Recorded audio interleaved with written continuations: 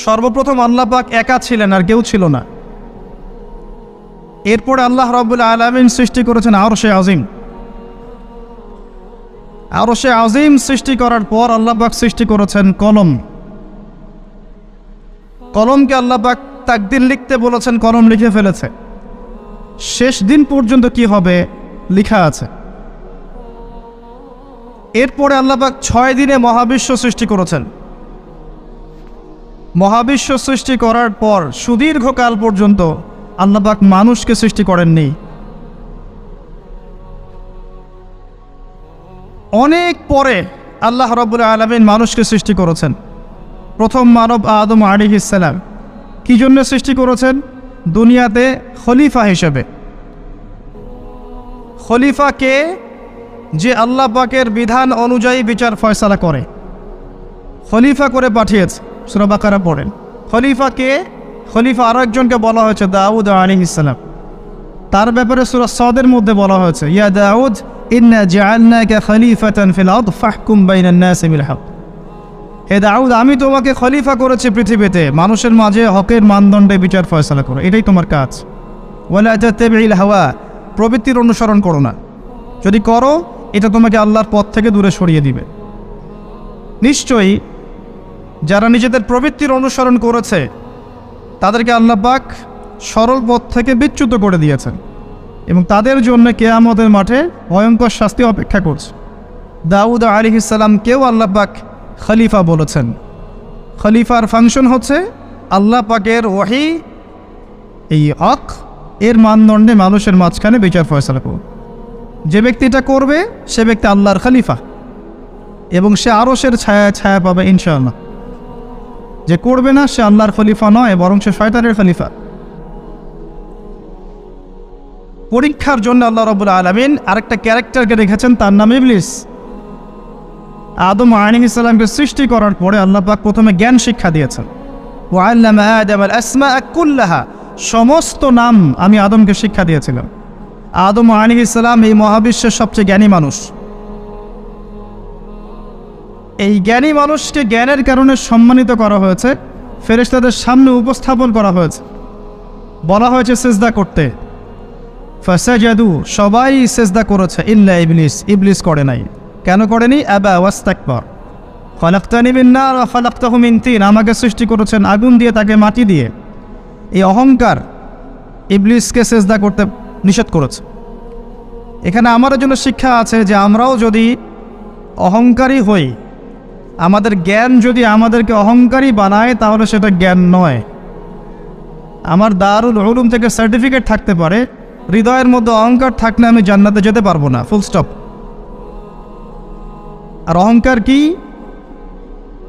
মানুষকে তুচ্ছ করা এবং সত্যকে প্রত্যাখ্যান করা। কারো জুতা সুন্দর হোক, গেট আপ সুন্দর হোক, এগুলো অহংকারের নিদর্শন নয়। অন্যকে তুচ্ছ তাচ্ছিল্য করা এবং আল্লাহর হকটাকে অস্বীকার করা, এটা হচ্ছে অহংকারের নিদর্শন। আবা ওয়াস্তাকবার, ইবলিস জ্ঞানী ছিল, আবেদও ছিল। একটা হুকুম লঙ্ঘন করেছে, আল্লাহর সাথে উল্টা কিয়াস করেছে। আমাকে সৃষ্টি করেছেন আগুন দিয়ে, তাকে মাটি দিয়ে, আপনি আমাকে সেজদা করতে বলছেন মানে আপনি ভুল করছেন। নাউযুবিল্লাহ। সে আল্লাহকে শেখাতে গিয়েছিল, আল্লাহ পাক তাকে মালউন করে দিয়েছেন, চিরস্থায়ী অভিশপ্ত জাহান্নামে, এবং ঘোষণা করে দিয়েছেন আল্লাহ সুবহানাহু ওয়া তাআলা, যে ইবলিসকে ফলো করবে, যে বা যারা ইবলিস এবং তার অনুসারীদেরকে ফলো করবে, তারা সবাই জাহান্নামে যাবে। সূরা আরাফ 179, ওয়া লাকাদ যারানা লিজাহান্নামা কাসীরাম মিনাল জিন্নি ওয়াল ইনস। এখানে অনেক উলামায়ে কেরাম আছেন, আমার কথাগুলো তারা খুব ভালো বুঝবেন এবং তারা এই ব্যাপারটা স্বীকার করবেন। সহিহ বুখারীতে 4 বার একটা হাদিস এসেছে, আদম আলাইহিস সালামকে ডেকে বলা হবে, তোমার সন্তানদের মধ্য থেকে জাহান্নামীদেরকে আলাদা করে দাও। তিনি জিজ্ঞাসা করবেন কতজন? আল্লাহ বলবেন প্রতি 1999 জন। প্রতি 1999 জন। ইভেন আমাদের নবী মুহাম্মদ সাল্লাল্লাহু আলাইহি ওয়াসাল্লাম বলেছেন যে ইন্না বানি ইসরাঈলা তাফাররাকাত আলা 72 মিল্লা ওয়া তাফতারিকু উম্মতি আলা 73 মিল্লা কুল্লুহুম ফিন নার ইল্লা মিল্লাতান ওয়াহিদা। বানি ইসরাঈল 72 দলে বিভক্ত ছিল, এই উম্মাহ 73 দলে বিভক্ত হবে। সবাই জাহান্নামে যাচ্ছে একটা দল বাদ দিয়ে। মা আনা আলাইহি ওয়া আসহাবি, আমি যার উপরে আছি, আমার সাহাবীরা যার উপরে আছে। আর ইসলামকে নিয়ে যারা বিভক্তি সৃষ্টি করেছে তারা সবাই এটাই দলিল পেশ করছে যে আমি এবং আমার সাহাবীরা যার উপর আছে। যাই হোক, বুঝলাম ম্যাক্সিমাম মানুষ জাহান্নামে যাবে, তবে জান্নাতীদের মধ্যে এই উম্মতের সংখ্যা বেশি হবে। সুবহানাল্লাহ, এটা সুসংবাদ। আল্লাহ পাক সূরা নিসার মধ্যে বলেছেন, ইন্নাল্লাহা লা ইয়াগফিরু আন ইউশরাকা বিহি ওয়া ইয়াগফিরু মা দুনা যালিকা লিমান ইয়াশা। আয়াতটা খুব ভালো করে বোঝেন। আল্লাহ পাক বলেছেন, নিশ্চয় আল্লাহ পাক শিরকের গুনাহ ছাড়া বাকি সমস্ত গুনাহ যাকে ইচ্ছা ক্ষমা করতে পারেন। আল্লাহ পাক শিরকের গুনাহ ছাড়া যে কোনো গুনাহ যাকে ইচ্ছা মাফ করতে পারেন। মেরাজের রাতেও আল্লাহ পাক ওয়াদা দিয়েছেন, তোমার উম্মতের মধ্যে কেউ যদি শিরক না করে মারা যায়, সে অন্য যে কোনো বড় অপরাধ করুক না কেন, আমি তা ক্ষমা করতে পারি। তারপরেও কেন 1999 জন মানুষ জাহান্নামে যাবে? উত্তরটা খুব সহজ, উত্তরটা খুবই সহজ। এটার জন্য আপনাকে পিএইচডি করতে হবে না। তাদের আমল নামে একটা পাপ থাকবে, তার নাম শিরক। তার মানে এমন একটা সময়ে যদি আমরা বাস করি, ধরে নেন আমরা এমন একটা সময় যদি বাস করি যে সময়ের প্রতিটা ডিপার্টমেন্টের শিরক আছে, ওয়ার্ল্ড অ্যাফেয়ার্স হোক, পলিটিক্স হোক, ইকোনমিক্স হোক, এডুকেশন হোক, বা সোশ্যালিজম হোক বা কালচার, প্রতিটা সেক্টরে যদি শিরক থাকে, আর আমরা যদি সেই সময়ে বাস করি, বুঝতে হবে আমরা ক্ষতির মধ্যে আছি। কথা কি বোঝা যায়? শিরক না থাকলে আল্লাহ পাক যে কোনো গুনাহ মাফ করতে পারেন, আল্লাহ ওয়াদা দিয়েছেন। তারপরেও ম্যাক্সিমাম মানুষ জাহান্নামে যাচ্ছে, তার মানে আমল নামে একটা পাপ থাকবে, তার নাম শিরক। আর আপনি যদি এমন যুগে বাস করেন যে যুগের প্রতিটা ডিপার্টমেন্টে শিরক আছে, তাহলে আপনি একটা গ্রেট ডেঞ্জারের মধ্যে আছেন। আপনি আমি একটা ভয়ঙ্কর কঠিন সময় পার করছি। এখন আপনার দু চোখ দিয়ে দেখা দরকার খিদির আলাইহিস সালামের মতো, যেটা মুসা আলাইহিস সালাম বুঝতে পারছেন না, কেন নৌকা ফুটা করা হচ্ছে, কেন বাচ্চাটাকে হত্যা করা হচ্ছে, আর কেন দেয়াল নির্মাণ করা হচ্ছে। কিন্তু খিদির আলাইহিস সালাম আল্লাহর নূর দিয়ে দেখছেন, তিনি বুঝতে পারছেন। যদি খিদির আলাইহিস সালামের মতো আপনি দূরদর্শী সম্পন্ন হতে পারেন বা আমি হতে পারি, তাহলে আমরা ধরতে পারবো যে হ্যাঁ, এখনকার প্রতিটা ডিপার্টমেন্টের মধ্যে শিরক আছে, আর আমরা সেই যুগে বাস করছি।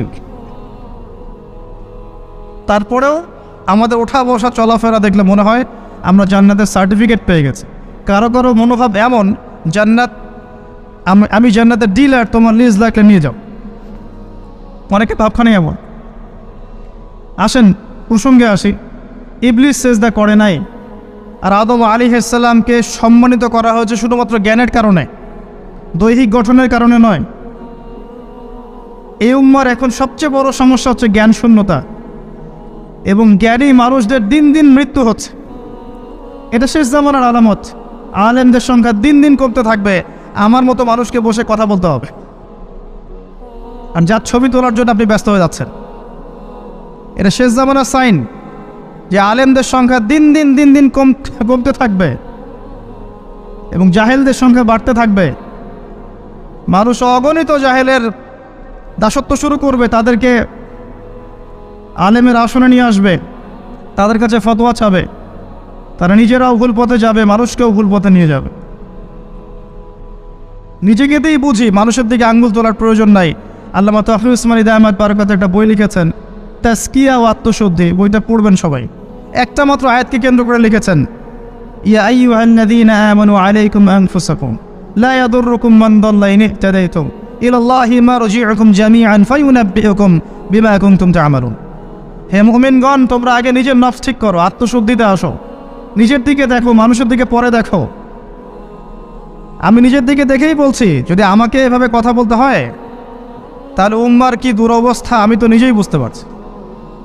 কয়টা যুব সমাজের মধ্যে ছেলে পাবেন যারা এখন আলেম হতে চায়, বড় আলেম হতে চায়, যে কোরআন সুন্নাহকে নিয়ে আমি গবেষণা করব এবং অন্যান্য উপকারী জ্ঞানগুলো শিখব, দুনিয়ার ফিকির করব না, আমি দিনের পতাকা হাতে নিয়ে আল্লাহর পথে দাওয়াত দিব। কয়জন যুব সমাজ চিন্তা করে? তো ফিকির পড়ে আছে, একটা মেয়েকে বিয়ে করবে, একটা চাকরি, একটা বাড়ি করতে হবে, একটু জমি কিনতে হবে, একটা জায়গা জমি করতে হবে, একটা পলিটিক্যাল স্ট্যাটাস দরকার, শেষ বয়সে আমার সন্তান আমাকে দেখবে না, আবার ইত্যাদি ইত্যাদি। কে ফিকির করছে উম্মা নিয়ে? চোরা বাড়িতে ডুবছে উম্মা, আর গা ঝাঁকা দিচ্ছে যে আমাকে কেউ বের করো, আমাকে কেউ বের করো। আশপাশের মানুষগুলো বলছে নড়াচড়া করেন না, নড়াচড়া করলে আরও ডুবে যাবে।